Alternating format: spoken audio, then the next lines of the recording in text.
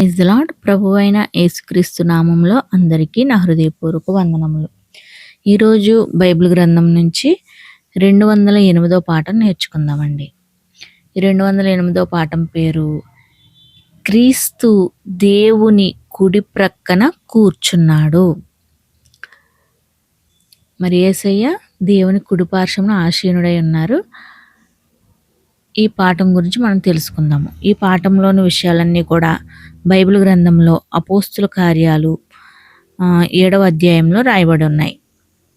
మీ యొక్క బైబిల్ని తెరిచి అందరూ చదవండి. ఈ పాఠంలో 3 విషయాలు మనం గమనించవచ్చు. మొదటి విషయం, దేవుని కుడి పక్కన యేసు కూర్చున్నాడు అనే విషయాన్ని మనం తెలుసుకుంటాం. రెండోది, సౌలు యేసు శిష్యుడయ్యాడు. ఈ రెండో విషయం తెలుసుకుంటాం. మూడోది, మనం సంతోషించడానికి కారణం. ఈ 3 విషయాల గురించి మనం తెలుసుకుందాం.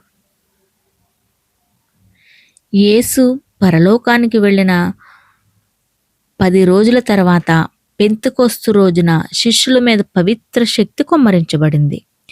యేసు పరలోకానికి వెళ్ళాడని అది రుజువు చేసింది. ఆయన పరలోకానికి వెళ్ళాడు అనడానికి ఇంకో రుజువు కూడా ఉంది. ఆ రుజువును శిష్యుడైన స్తెఫెను చూశాడు. నమ్మకంగా సాక్ష్యమిస్తున్నందుకు అతన్ని రాళ్లతో కొట్టారు. ఆ సమయంలో స్తెఫెను ఇలా అన్నాడు, ఇదిగో ఆకాశం తెరవబడి ఉండడం, మానవ కుమారుడు దేవుని కుడి పక్కన నిలబడి ఉండడం నేను చూస్తున్నాను. పరలోకంలో యేసయ్య తన తండ్రి కుడి ప్రక్కన వేచి ఉండి ఆయన ఇచ్చే ప్రత్యేకమైన ఆజ్ఞ కోసం ఎదురు చూశాడు. ఆ ఆజ్ఞ ఏంటో దేవుని వాక్యం ముందే చెప్పింది. దావీదు దైవ ప్రేరణతో ఇలా రాశాడు, యెహోవా నా ప్రభువుతో అంటే యేసయ్యతో ఇలా అన్నాడు, నేను నీ శత్రువుల్ని నీ పాదపీఠం చేసే వరకు నా కుడి పక్కన కూర్చో. ఆ వేచి ఉండే కాలం పూర్తయిన తర్వాత యేసయ్య తన శత్రువుల మధ్య జయిస్తూ వెళ్తాడు. మరి తన శత్రువుల మీద చర్య తీసుకునే సమయం వచ్చే వరకు యేసు ఏం చేస్తాడు తెలుసుకుందాం. క్రీస్తు శకం 33వ సంవత్సరం పెంతెకొస్తు రోజున క్రైస్తవ సంఘం ఏర్పడింది. పవిత్ర శక్తితో అభిషేకించబడిన తన శిష్యుల్ని యేసు పరలోకం నుండి పరిపాలించడం మొదలుపెట్టాడు. ఆయన వాళ్ళ ప్రకటనా పనిని నిర్దేశించాడు. భవిష్యత్తులో చేపట్టాల్సిన బాధ్యత కోసం వాళ్లను సిద్ధం చేశాడు. ఏంటా బాధ్యత? క్రీస్తుతో పాటు పరిపాలించడం. వాళ్ళలో ఎవరైతే చనిపోయే వరకు నమ్మకంగా ఉంటారో వాళ్ళు పునరుత్థానమైన యేసుతో పాటు సహరాజులుగా పరిపాలిస్తారు. అలా సహరాజులుగా పరిపాలించే వాళ్లలో ఒకరు పౌలు అనే రోమా పేరుతో సుపరిచితుడైన సౌలు. యూదుడైన సౌలు ఎన్నో ఏళ్లుగా ధర్మశాస్త్రాన్ని ప్రేమిస్తున్నాడు. యూదా మత నాయకులు అతన్ని ఎంతగా తప్పుదారి పట్టించారంటే స్తెఫెనును రాళ్లతో కొట్టి చంపుతున్నప్పుడు అతను దాన్ని ఆమోదించాడు. తరువాత అతను ప్రభువు శిష్యుల్ని బెదిరిస్తూ ఉన్నాడు. వాళ్లను చంపేయాలని గట్టిగా కోరుకుని అతను దమస్కుకు బయలుదేరాడు. యేసయ్య శిష్యుల్ని బంధించి యెరూషలేముకు తీసుకొచ్చేలా ప్రధాన యాజకుడైన కయపా దగ్గర అనుమతి కూడా తీసుకున్నాడు. అయితే అతడు దమస్కుకు వెళ్తున్నప్పుడు దారిలో ఒక గొప్ప వెలుగు అతని చుట్టూ ప్రకాశించింది. అప్పుడు అతను నేల మీద పడిపోయాడు. సౌలా సౌలా, నన్నెందుకు హింసిస్తున్నావు అని పరలోకం నుండి ఒక స్వరం వినిపించింది. అప్పుడు సౌలు, ప్రభువా నువ్వెవరు అని అడిగాడు. నేను నువ్వు హింసిస్తున్న యేసును అని ఆ స్వరం చెప్పింది. దమస్కుకు వెళ్ళి తాను మళ్ళీ చెప్పే వరకు అక్కడే ఉండమని యేసు సౌలుకు చెప్పాడు. ఆ ప్రకాశవంతమైన వెలుగు వల్ల అతనికి కంటి చూపు పోయింది. కాబట్టి అతన్ని ఆ నగరం వరకు తీసుకెళ్లడానికి ఎవరో ఒకరు సహాయం చేయాలి.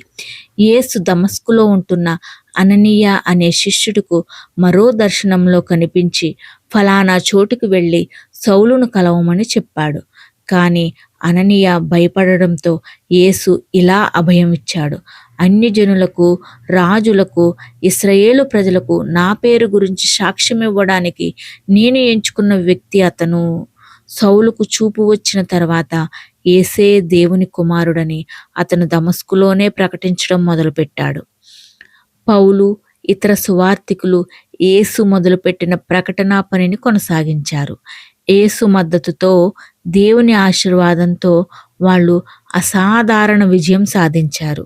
దమస్కుకు వెళ్తున్న దారిలో తనకు యేసు కనిపించిన దాదాపు 25 సంవత్సరాలకు మంచి వార్త భూమంతటా అంటే రోమా సామ్రాజ్యమంతటా ప్రకటించబడింది అని పౌలు రాశాడు.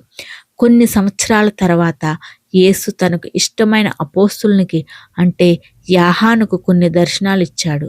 అవి బైబిల్లోని ప్రకటనా పుస్తకంలో ఉన్నాయి. ఆ దర్శనాల్లో యేసు రాజ్యాధికారంతో తిరిగి రావడం యాహాను చూశాడు.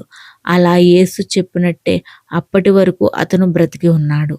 అతను పవిత్ర శక్తితో నిండిపోయి ప్రభువు రోజున జరిగే విషయాల్ని చూశాడు. ప్రభువు రోజు ఎప్పుడు మొదలైంది? బైబిల్ ప్రవచనాలను జాగ్రత్తగా పరిశీలిస్తే ప్రభువు రోజు 1914వ సంవత్సరంలో మొదలైందని తెలుస్తుంది. ఆ సంవత్సరంలో మొదటి ప్రపంచ యుద్ధం మొదలైంది. అప్పటి నుండి యుద్ధాలు, తెగుళ్ళు, కరువులు, భూకంపాలు వంటివి ఎక్కువైపోయాయి. ఆ విధంగా తన ప్రత్యక్షతకు, ఈ వ్యవస్థ ముగింపుకు సంబంధించి యేసు తన అపోస్తులకు ఇచ్చిన సూచన విస్తృత స్థాయిలో నెరవేరుతుంది. ఇప్పుడు రాజ్యం గురించిన మంచి వార్త ఒక్క రోమా సామ్రాజ్యంలోనే కాకుండా ప్రపంచవ్యాప్తంగా ప్రకటించబడుతోంది. వాటన్నిటి అర్థాన్ని వివరిస్తూ యాహాను దైవ ప్రేరణతో ఇలా రాశాడు: ఇప్పుడు రక్షణ, శక్తి, రాజ్యం మన దేవునివి అయ్యాయి. అధికారం ఆయన క్రీస్తుకు వచ్చింది. అవును, యేసు దేని గురించైతే ఎక్కువగా ప్రకటించాడో ఆ దేవుని రాజ్యం ఇప్పుడు పరలోకంలో పరిపాలిస్తోంది. యేసయ్య నమ్మకమైన శిష్యులందరికీ అది నిజంగా ఒక శుభవార్త. అయితే వాళ్ళు యాహాను రాసిన ఈ మాటల గురించి ఆలోచించాలి. కాబట్టి పరలోకమా, పరలోక నివాసులారా సంతోషించండి. అయితే భూమి, సముద్రమా మీకు శ్రమ. ఎందుకంటే అపవాది తనకు కొంచెం సమయమే ఉందని తెలిసి చాలా కోపంతో మీ దగ్గరికి దిగివచ్చాడు. ఇప్పుడు యేసు తన తండ్రి కుడి ప్రక్కన కూర్చుని వేచి చూడట్లేదు. ప్రస్తుతం ఆయన రాజుగా పరిపాలిస్తున్నాడు. త్వరలోనే తన శత్రువులందరినీ నాశనం చేస్తాడు.